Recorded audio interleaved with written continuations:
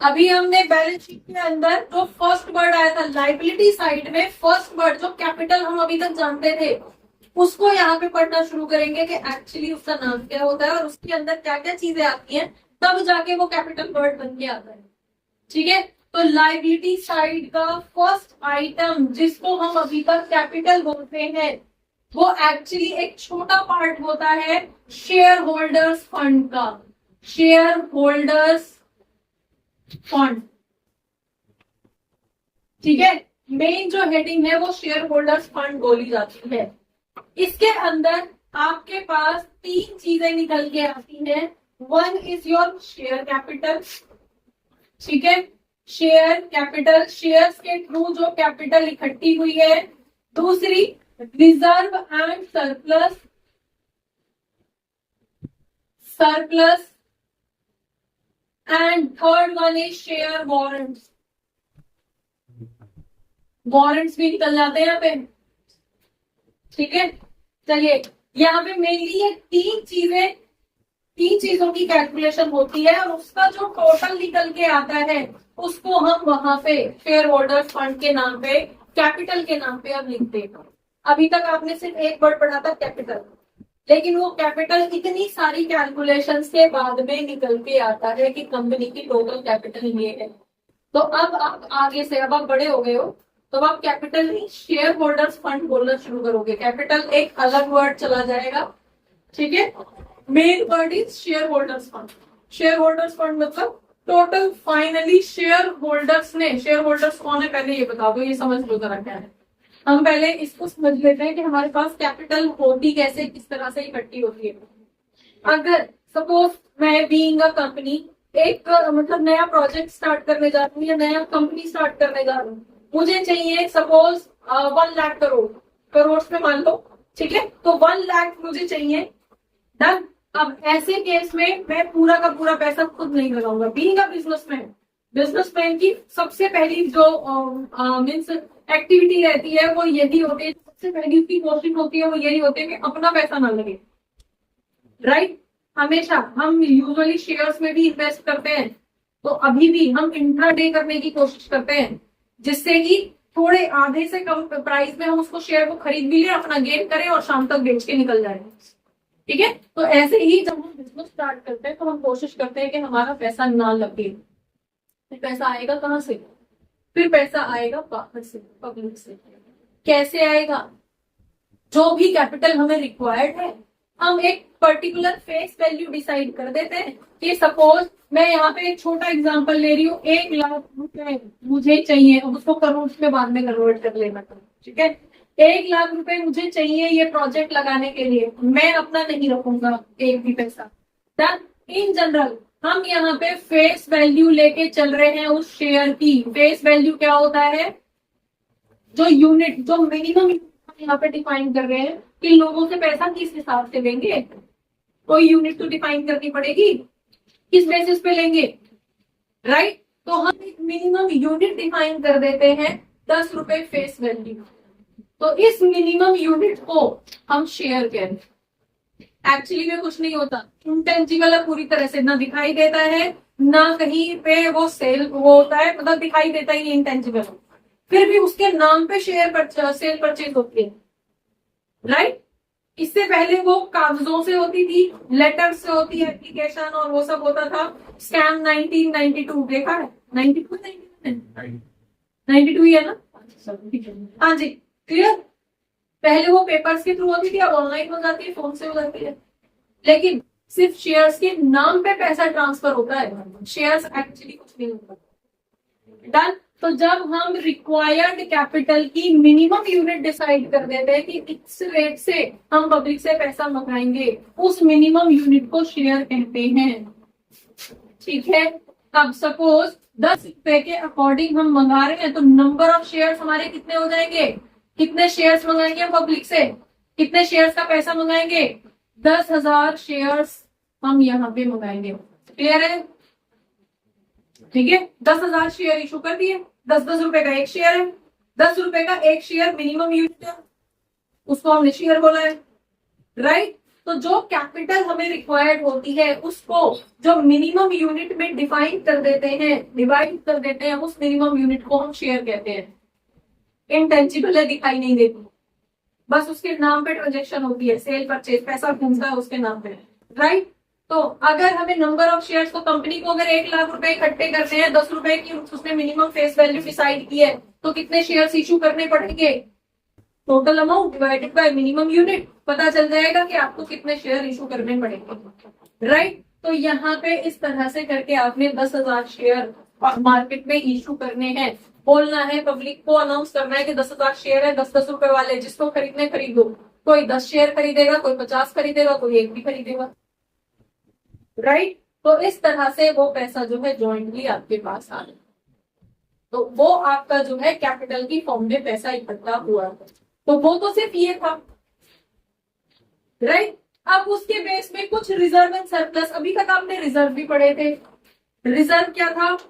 एक general reserve पढ़ा था, एक स्पेसिफिक रिजर्व पढ़ा था। स्पेसिफिक तो स्पेसिफिक के ही काम आएगा, लेकिन जो जनरल रिजर्व बनाए हैं वो तो आपका यहाँ पे काम आता है, राइट। उस जनरल रिजर्व को पिछले साल के प्रॉफिट में से जो रिजर्व बना के रखा था, पिछले साल काम नहीं आया, तो जो भी है अब वो किसको मिलेगा? वहां पे पार्टनर्स को मिलता था, पार्टनर्स में बढ़ जाता था, हर साल नया बनना है, इस साल फिर से नया बनेगा, तो जो पुराना बचा हुआ रखा है वो किसको दिया जाएगा? शेयर होल्डर्स को। तो वो भी किसको बना रहा है? शेयर होल्डर्स फंड के अंदर, राइट। दूसरा आपके पास शेयर वारंट्स। शेयर वारंट्स कुछ नहीं होता है, एक तरह से गारंटी होती है कि हाँ इतने शेयर्स आपने खरीदे हैं, आपको रिप्लेस कर दिए जाएंगे अगर आप इंटरेस्टेड हो वगैरह वगैरह, आपकी बुक में कहीं नहीं मिलेगा आपको पढ़ने के लिए शेयर। तो मेनली इन दोनों की कैलकुलेशन, शेयर कैपिटल और रिजर्व एंड सरप्लस, ठीक है। अब देखो ये शेयर कैपिटल की कैलकुलेशन कैसे होती है, इसको समझो, क्योंकि आगे की जो सारी हेडिंग्स है वो सब इसके अंदर कवर हो जाए।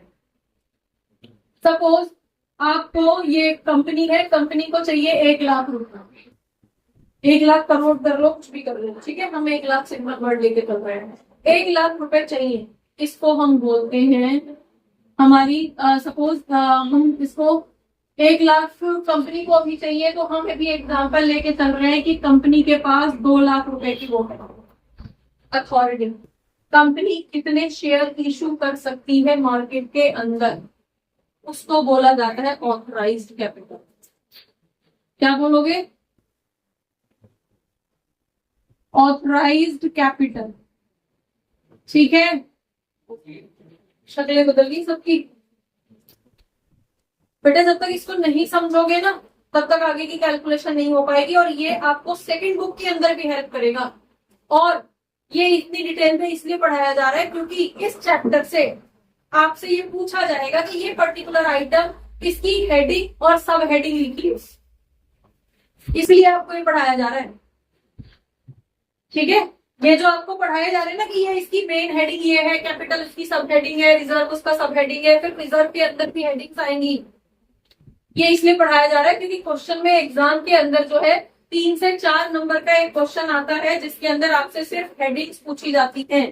कोई भी पेपर पिछला उठा के देख लेना, ठीक है। एग्जामिनर भी पूछ लेता है कई बार। कैश फ्लो का क्वेश्चन दिया जाता है यूजुअली, जब आप फाइल बनाते हो तो आपको कैश फ्लो का क्वेश्चन को फाइल बनाने के लिए कैश फ्लो का क्वेश्चन यूजुअली दिया जाता है।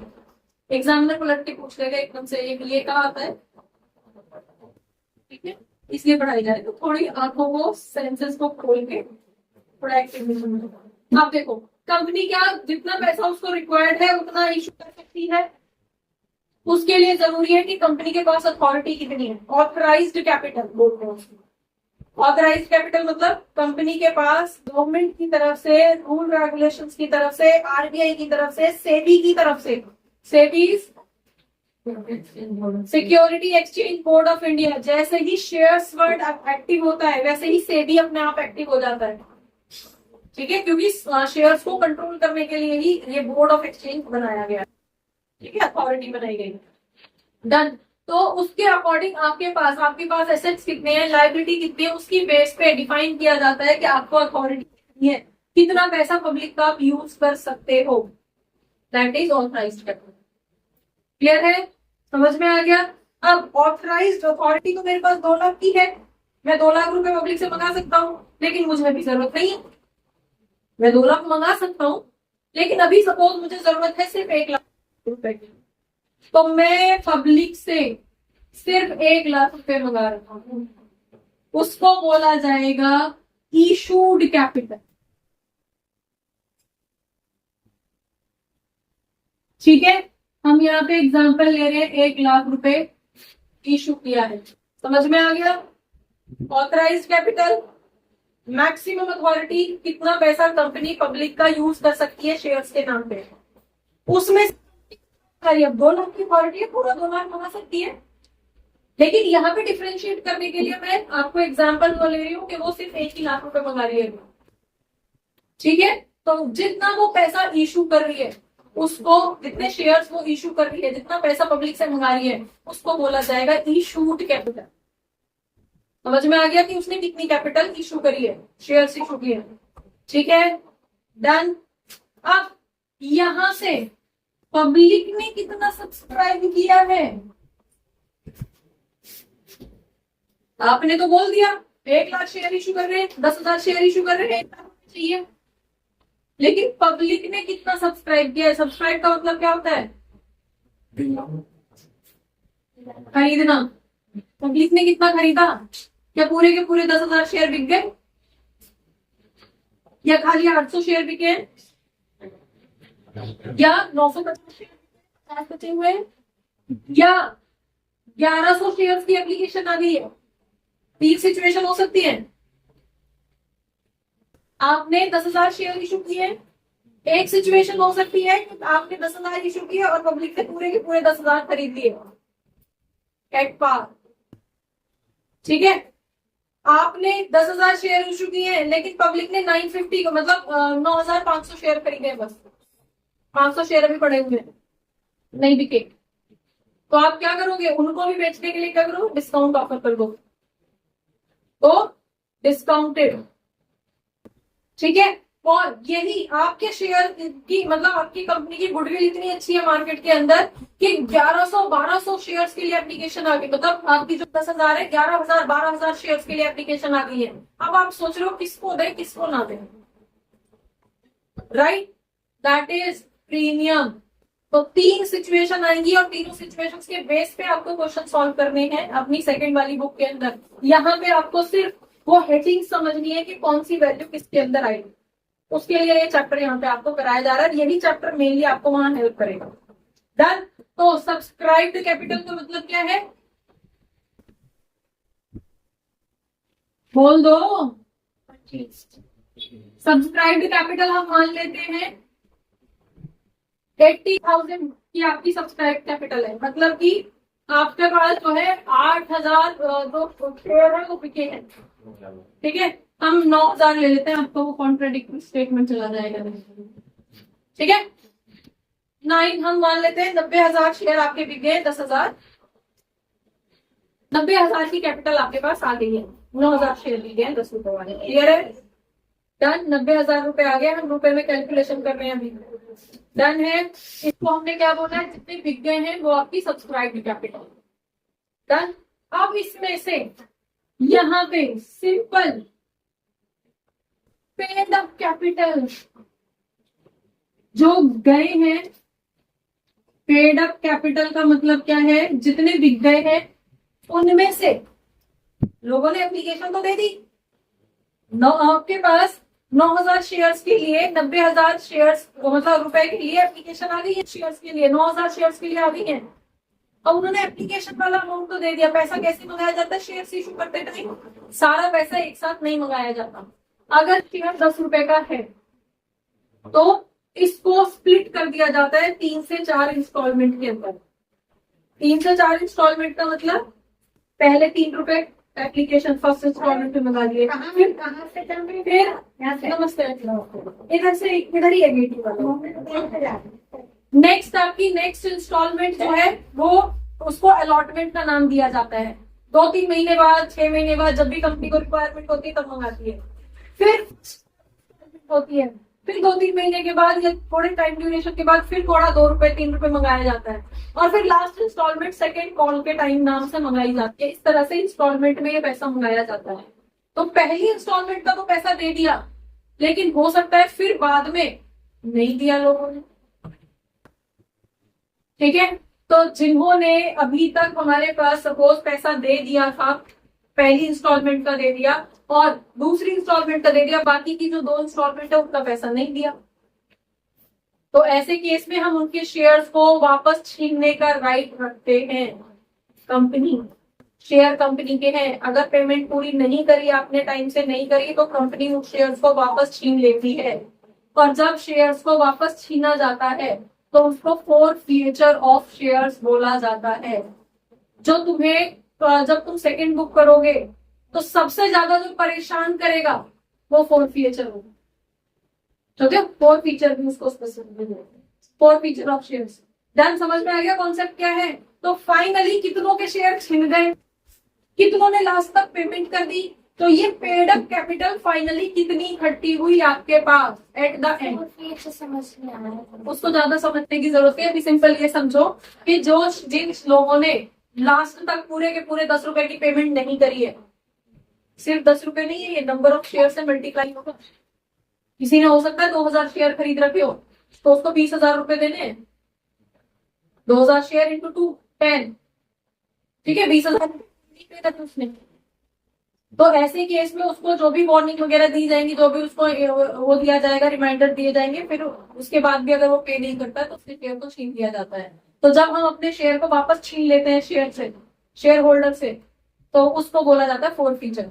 तो उसको अभी छोड़ दो, अभी बस ये समझो कि अगर छीन लिया जाए, मतलब इस तरह की सिचुएशंस आ जाती है कि सबका पैसा इकट्ठा नहीं आता, तो फाइनली कंपनी के पास जितना पैसा इकट्ठा होता है एट द एंड, उसको बोला जाता है पेड अप कैपिटल।